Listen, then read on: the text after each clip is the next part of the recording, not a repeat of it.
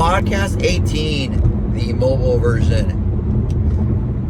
Let me tell you about the time I had to take another agent to court just to get my buyer's deposit back.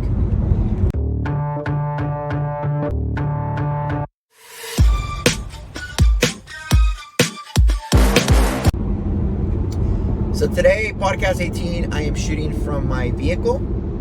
I am multitasking because it is an extremely busy day, and this is the only time I'm going to be able to shoot my podcast. But today I'm going to talk about the importance of understanding contracts and laws in what you do. So in 24 years, I've only lost a deposit of $5,000 once, and we're talking about close to 1,000 transactions. And the reason is because the buyer made a very fatal mistake.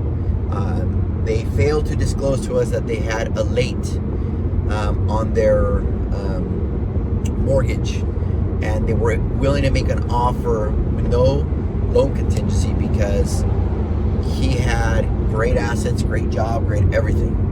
And at the end, it came out, and there was nothing we could do. He lost his deposit. Only time. But in the last year, I had to take a listing agent to court. And I had to take him to court to get my buyer's $5,000 deposit back.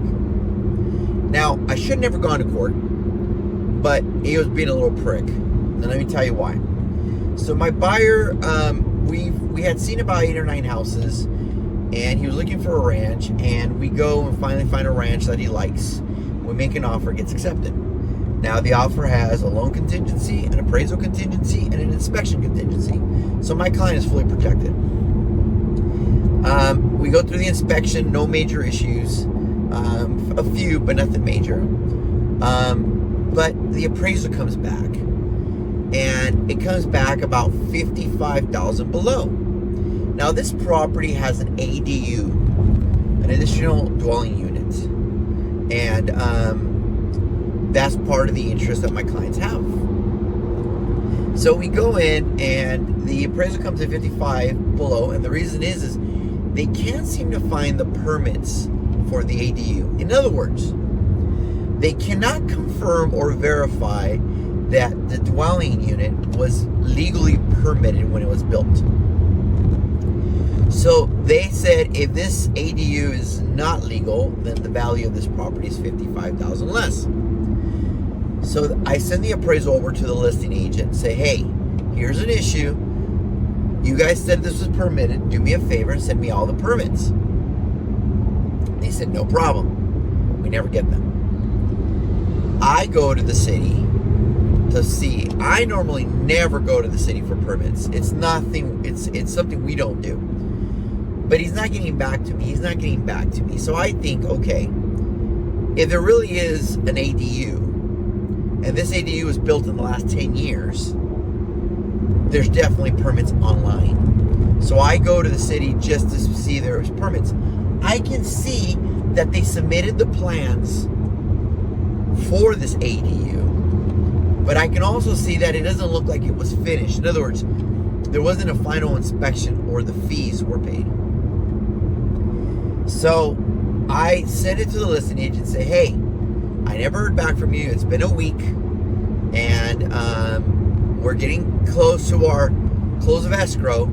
So I did a further research, even though I didn't have to, because that's not my job. And we found this. Can you tell us what's going on? They're like, the seller can't find them, but we'll get them to you. Okay. So I tell my buyer this. So my buyer goes to the city himself, spends 3 hours there researching everything. He talked to every department. He did everything. He comes back to me with all his findings, and he says, Paco, it has been brought to my attention with my research that the reason why they don't have a final permit is because a final inspection was never done. They paid for the fees. They got the blueprints approved. They paid for the fees to begin the process. They paid for the fees to get the inspector to go during the process. But they never paid for the inspector to go finalize and verify that the work was done correctly. And immediately red flags start to go off. Why in the world would you pay almost $5,000 in fees to get the blueprints done? Excuse me. Why would you pay $5,000 to get the blueprints drawn up, done? Why would you pay almost $1,500 in fees to start the process, pay an additional $1,500 for the inspector to go out, in essence, but not pay to get it done if you've already paid all this money, unless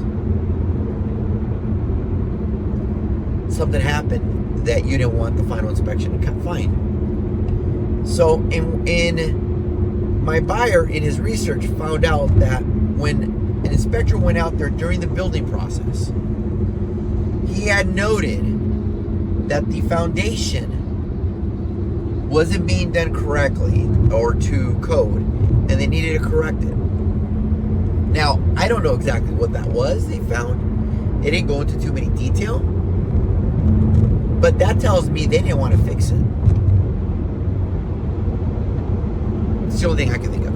So anyways, 10 days go by, nothing. They can't find it. The seller's looking for it. The city made a mistake. This is what they're telling us.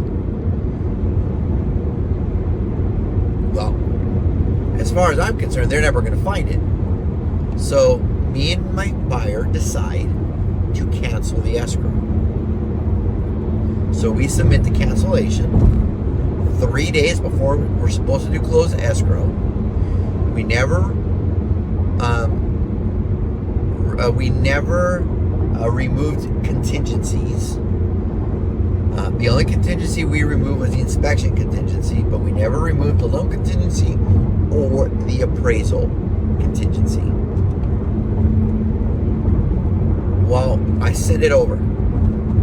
The listing agent loses his shit about how this is BS and how we need to close and how they've delayed the closing of escrow for us, and on and on and on. I explained to him, you never provided us the paperwork.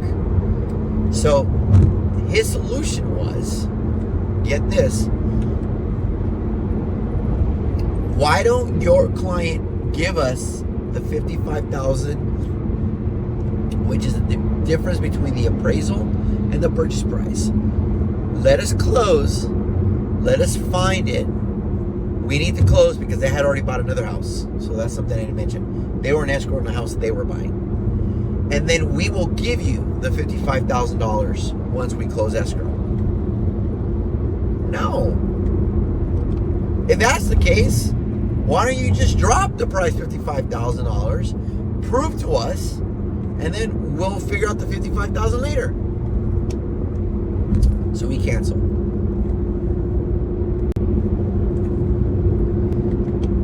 And in order to cancel, even though we're fully within our contingency period, and we haven't removed contingencies, I still need the seller to sign off on the cancellation. Well, of course they don't. Not only do they not, they send a cancellation over to escrow saying that they want the full deposit. And they're demanding it, by the way. So luckily the escrow was smart enough to be like, hey, you can't do that. You need to get the buyer to sign this. So there goes the stalemate. Escrow now has 2 cancellations, and we're not willing to sign either of them.